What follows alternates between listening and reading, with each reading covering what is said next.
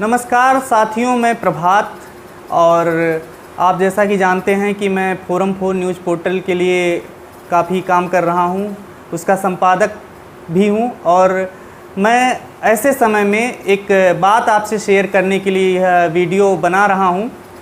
इसमें मैं बताना चाहता हूं उस सच्चाई को जो कोरोना के लिए हॉस्पिटल में हो रही हैं घटनाएं, उन पर मैं बात करना चाहता हूं।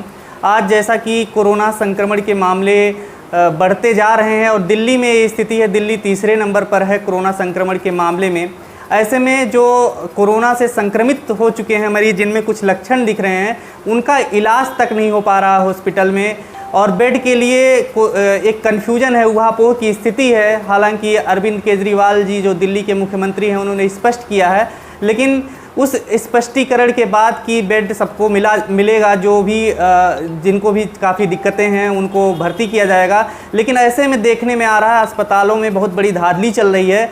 उसी के चक्कर में मेरे साथ एक घटना वाकया जो हुआ है रात को 6 जून की रात से लेकर के 7 जून की रात तक के बीच में, उसका मैं जिक्र करना चाहता हूँ।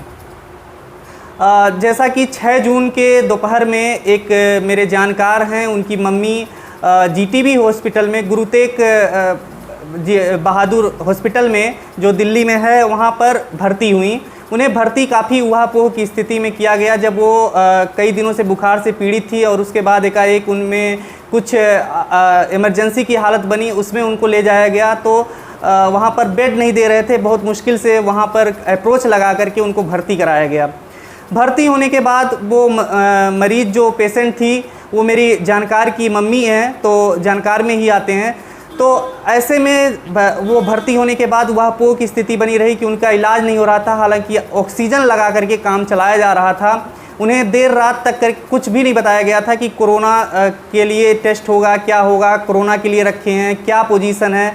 ऐसे में वे काफ़ी चिंताजनक स्थिति में थे, उनके परिवार वाले।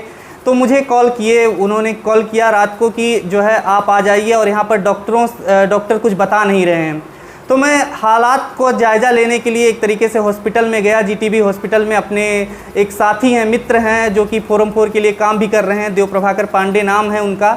मैं उनके साथ गया स्कूटी से और वहाँ पर मैंने पता करने की कोशिश की तो पता लगा अभी उनको ऑक्सीजन दिया जा रहा है, अभी डॉक्टर तक उनसे नहीं मिले हैं, कुछ बता नहीं रहे हैं कि क्या होगा, स्थिति क्या है।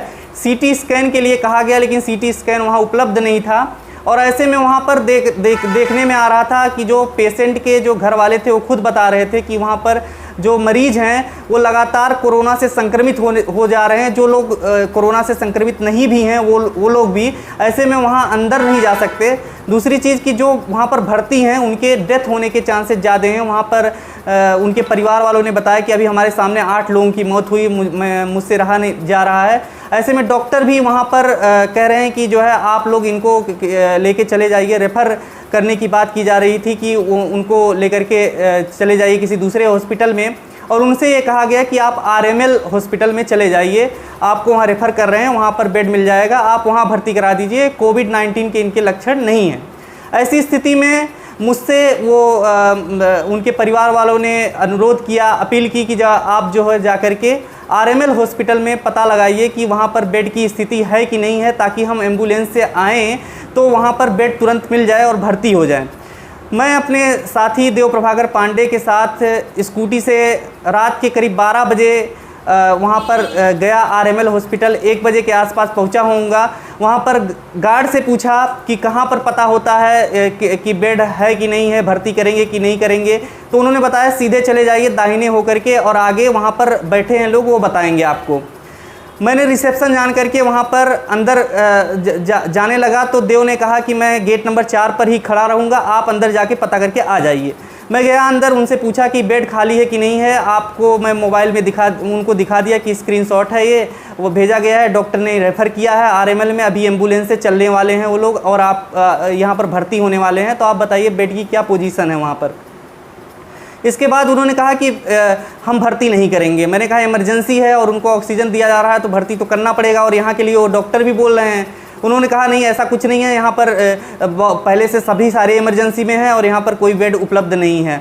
मैंने इस चीज़ की वीडियो बाद में रिकॉर्ड करने लगा और रिकॉर्ड कर लिया था कि जिसमें ये बात आ गई थी कि जो है बेड यहाँ पर उपलब्ध नहीं है।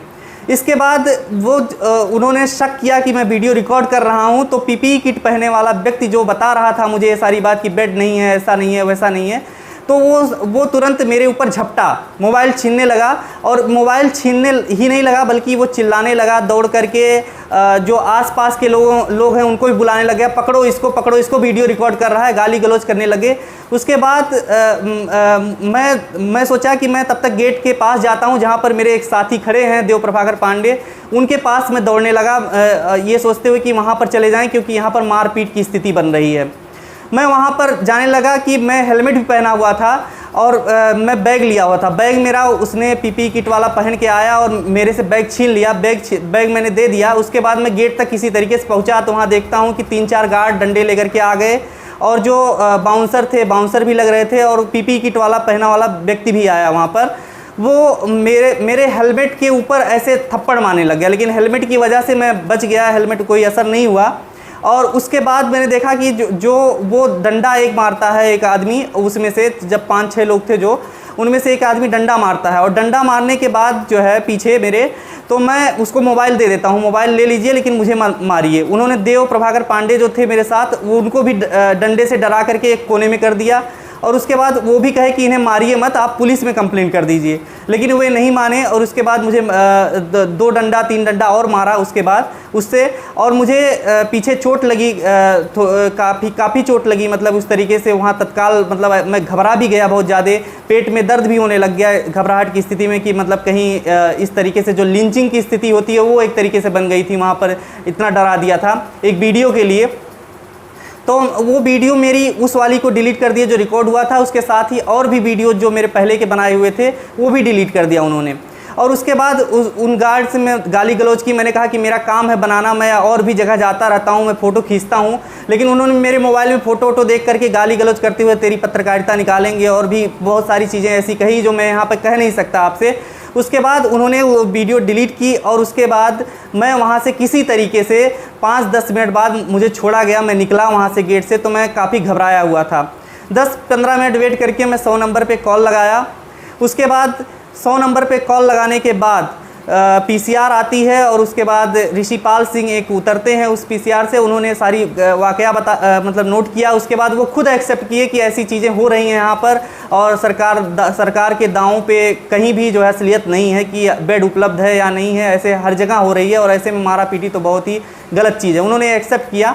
उसके बाद एक थाने से जो नॉर्थ एवेन्यू नई दिल्ली का थाना है, वहाँ से एक हेड कांस्टेबल भेजे जाते हैं, उनका नाम मनोज था। मनोज जी आए और उसके बाद वो कह रहे हैं कि क्यों मारा गया, आप वीडियो नहीं बना सकते। मुझे ही उल्टा दोषी ठहराने लगे, हालांकि वो कहे कि आइए मेरे साथ अंदर आइए। मैं अंदर किसी तरीके से डरता हुआ गया। उसके बाद वो मेरे से फिर बदतमीजी करने लग गए कि कहाँ तेरे से कहाँ मारपीट हुई, ऐसा वैसा। मैंने कहा तमीज़ से बात करो आप, तो हालांकि उस पुलिस वाले ने भी पहले बोला हाँ किसी से भी अच्छे से बात कीजिए। उसके बाद वो उनको स्वीकार किया उन्होंने कि यहाँ पे मतलब मारपीट की घटना हुई है। 3-4 जो गार्ड वाले थे उस टाइम पे उनको मैंने पहचाना भी और साथ में साथी जो थे उन्होंने भी पहचाना कि ऐसे हुआ है इनके साथ, बताया, सारी घटना स्थल पे गए, सारा चीज़ बताई। और उसके बाद पीपीई किट वाले पहने वाले व्यक्ति के पास भी गए, वहाँ भी उनका नाम नोट किया, सारा नाम नोट किया। उसके बाद कहा कंप्लेंट दे दीजिए। मैं कंप्लेंट लिखने की हालत में नहीं था, इसलिए 10-15 मिनट बाद में कंप्लेंट लिखना स्टार्ट किया। फिर कंप्लेंट लिख करके उनको दिया, रिसीविंग नहीं कर रहे थे। एसएचओ सर से मिला तो रिसीविंग हुई। उसके बाद सारा जो है मामला उनके संज्ञान में गया एसएचओ के, और वो नॉर्थ एवेन्यू थाने पर शिकायत ले ली, रिसीविंग मिल गई है। अब इसके बाद एफआईआर दर्ज होगा या नहीं होगा ये एक बहुत बड़ा मसला है। हालांकि अभी मेडिकल नहीं हुई है, मैं मेडिकल के लिए गया था दोपहर में, लेकिन वो जो हेड कांस्टेबल जो देख रहे हैं मनोज, वो उपस्थित नहीं थे। मैंने एसएचओ से उसमें फ़ोन पर बात की, उन्होंने कहा कि जो है वही करेंगे, वही आपका मेडिकल कराएंगे। तो ऐसे में अभी मेडिकल नहीं हुआ है, अब एफआईआर दर्ज होना बाकी है। एफआईआर दर्ज होगा कि नहीं होगा ये देखने वाली बात है। साथ ही अब जो इससे सवाल खड़े होते हैं वो बहुत बड़े सवाल खड़े होते हैं कि जो ये स्थिति है कि एक पत्रकार के साथ जिस तरीके से मारापीटी हो रही है, और ऐसे रात की स्थिति में, रात में सिर्फ बेड पता करने के इमरजेंसी के हालात में, हालांकि वो बाद में एम्बुलेंस से आते हैं, उनको बेड नहीं दिया जाता, वो जाके सफदरजंग अस्पताल में भर्ती हैं, ऐसी सूचना आई है। तो जो भी ऐसी चीज़ें हो रही हैं वहाँ पर मैं देख रहा हूँ हॉस्पिटल में बहुत सारी दिक्कतें हैं, बेड नहीं मिल रहा है, किसी को सटीक जानकारी नहीं दी जा रही है, कोई ट्रांसपेरेंसी नहीं है। और साथ ही जो ये डॉक्टर और कर्मचारियों का जो रवैया है ये काफ़ी डरावना है। आप भी डर जाएंगे, कल को आज मेरे साथ हुआ है तो कल को आपके साथ हो सकता है, इसलिए मैं ये वीडियो आपके सामने रख रहा हूँ। अब आप ही इस घटना की जाँच पड़ताल करें। हालांकि इसमें और भी बहुत कुछ साक्ष्य जुटाए जा सकते हैं जब वीडियो डिलीट हो गया उसके बावजूद भी। अगर सीसीटीवी वहाँ का जो फुटेज है वो निकाल लिया जाए तो उसमें साफ दिखेगा कि वो डंडे से मारने वाले कौन लोग थे। हालांकि मैं और देव प्रभाकर पांडे उस मिल करके उनकी पहचान भी कर सकते हैं, जो भी 5-6 लोग उसमें शामिल थे। और मैं ये चाहता हूं कि इनके खिलाफ कड़ी से कड़ी कार्रवाई हो। साथ ही साथ जो ऐसी चीज़ें हैं जो इस समय पर अभी मिडिल स्टेज में, हम अगर बहुत बड़े स्टेज में पहुंच गए तो अस्पतालों में ये स्थिति अगर है तो आम आदमी की क्या हालत होगी अगर वो ठीक से पता भी नहीं कर पा रहे हैं बेड कहाँ है, क्या है, कैसे भर्ती करना है। ये बहुत बड़ा सवाल है। धन्यवाद।